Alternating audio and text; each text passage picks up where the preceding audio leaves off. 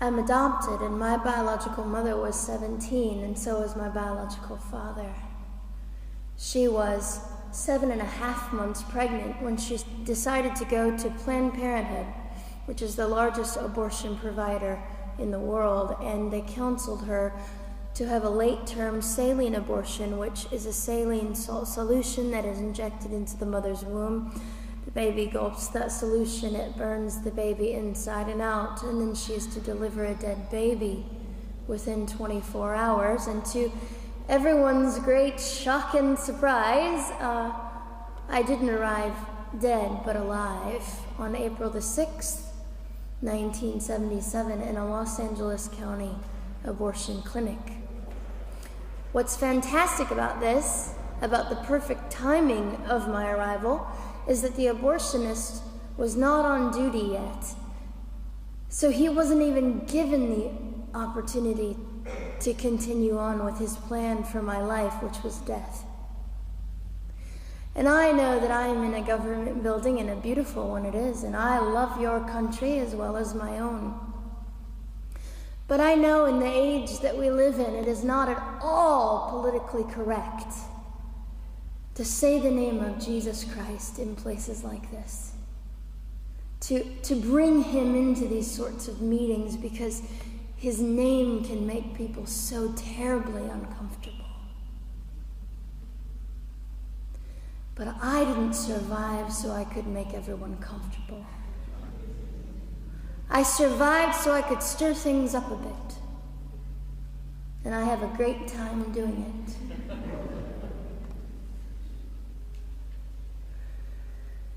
And so I was delivered alive, as I've already said, after 18 hours. I should be blind, I should be burned, I should be dead.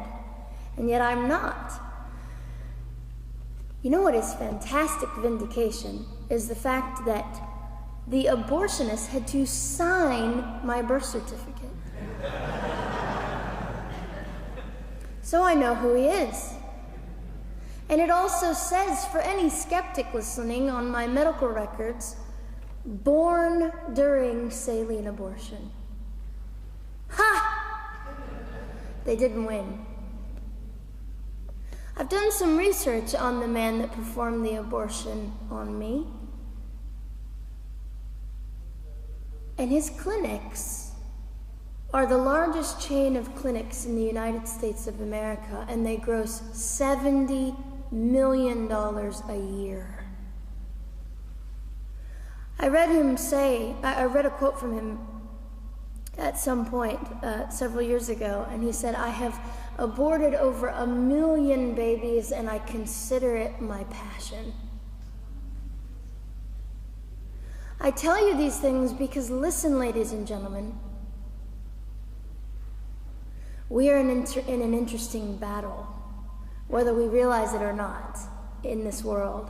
It is a battle between life and death. What side are you on?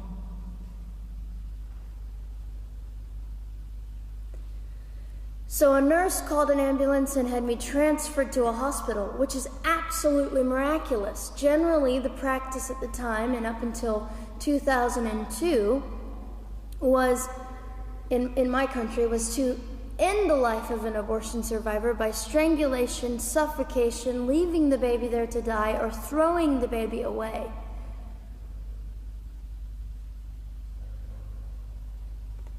But on August the 5th, 2002, my extraordinary President Bush signed into law the Born Alive Infants Protection Act to prevent that from occurring anymore. You see,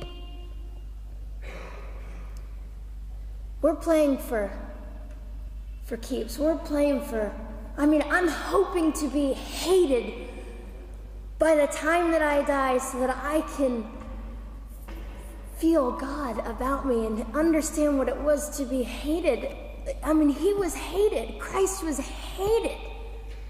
And not that I look forward to being hated, but I know along my journey, I know I'm already hated because I declare life.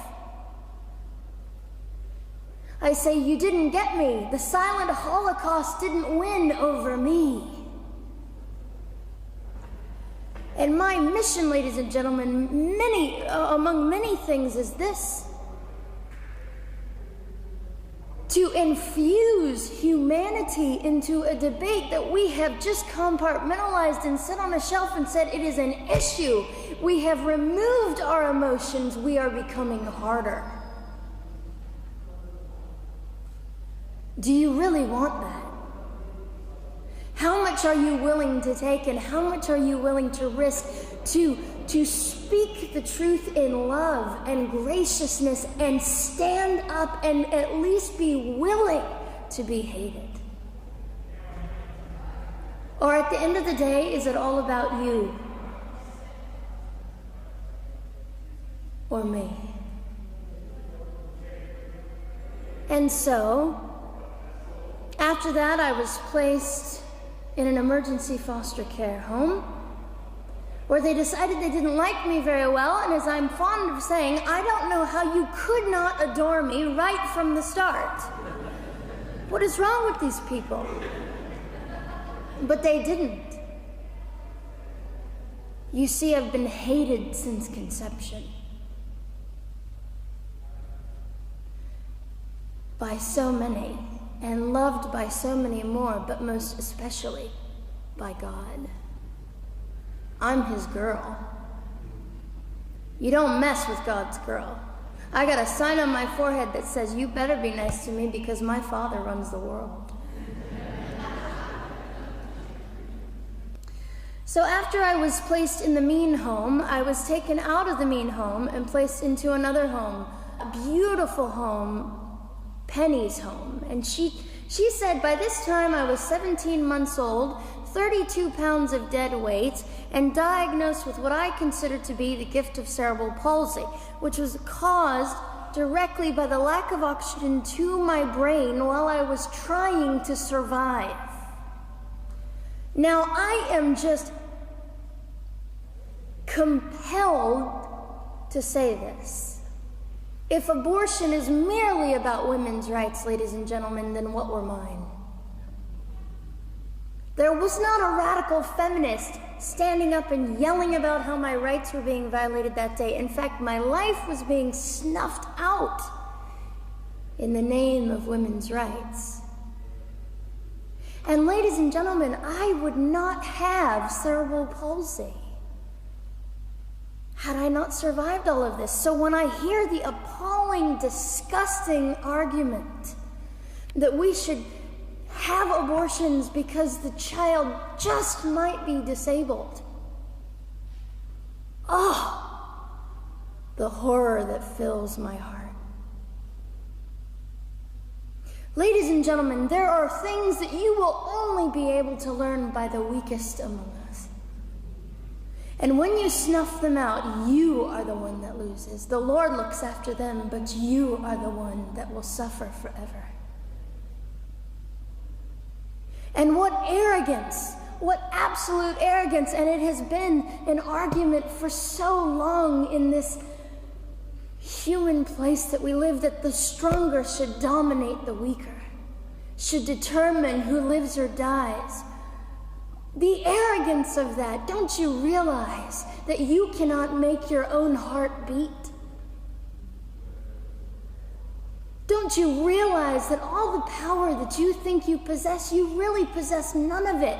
It is the mercy of God that sustains you, even when you hate him. So they looked at my dear Penny and they said, Gianna will never be anything, which is always encouraging. And she decided to ignore them, and she worked with me 3 times a day, and I began to hold up my head, and they said, well, Gianna will never this and never that. Long story shorter, I was walking by the age of 3.5 with a walker and leg braces, and I stand up here today with a mild little limp and without a walker and leg braces. I fall gracefully sometimes and very ungracefully at other times, depending on the situation. but I consider it all for the glory of God. You see, ladies and gentlemen, I am weaker than most of you, but this is my sermon. And what a small price to pay to be able to blaze through the world as I do and offer hope. And I think in our misunderstanding of the way things work, we misunderstand how beautiful suffering can be. I don't willingly sign up for it, but when it comes, we forget. We forget that God is in control and God has a way of making the most miserable thing beautiful.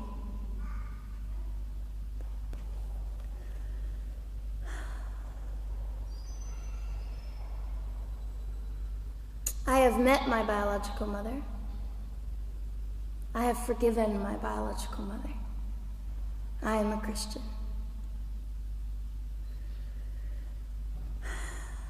She's a very broken woman. She came to an event I was having 2 years ago, showed up unannounced, and said, "Hello, I'm your mother."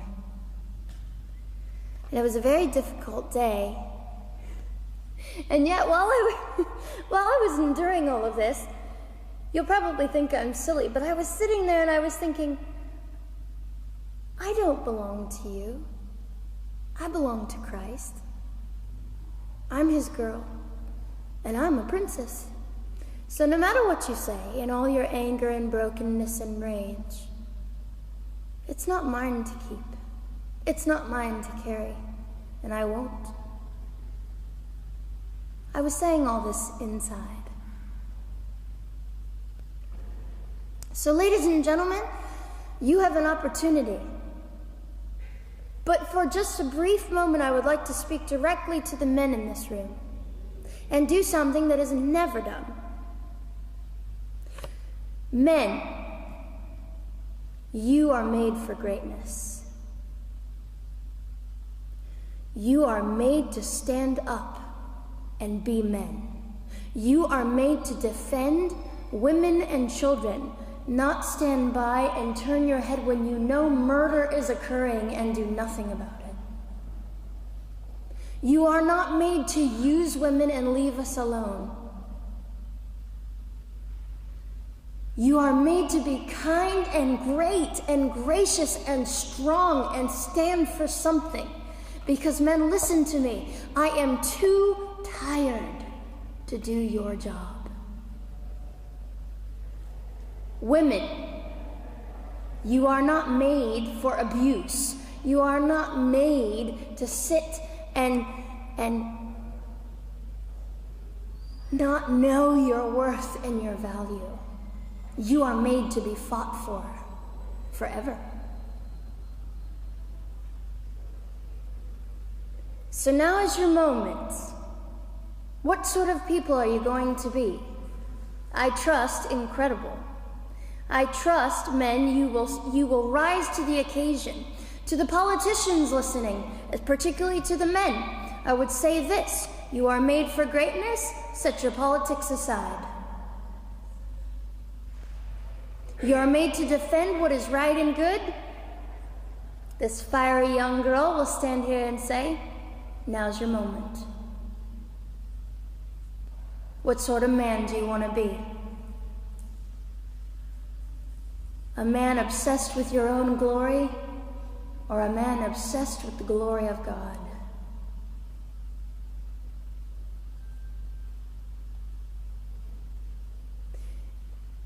It's time to take a stand, Victoria. This is your hour. God will assist you. God will be with you. You have the opportunity to glorify and honor God in 2008. I'll just end with this. Some of you might be slightly annoyed that all I keep doing is talking about God and Jesus. But how on earth can I walk about limping through this world and not give all my heart and mind and soul and strength to the Christ who gave me life? So if you think I'm a fool, It's just another jewel in my crown. My whole intent in living here is to make God smile. I hope some of this made sense. It just came from my heart. God bless and keep you.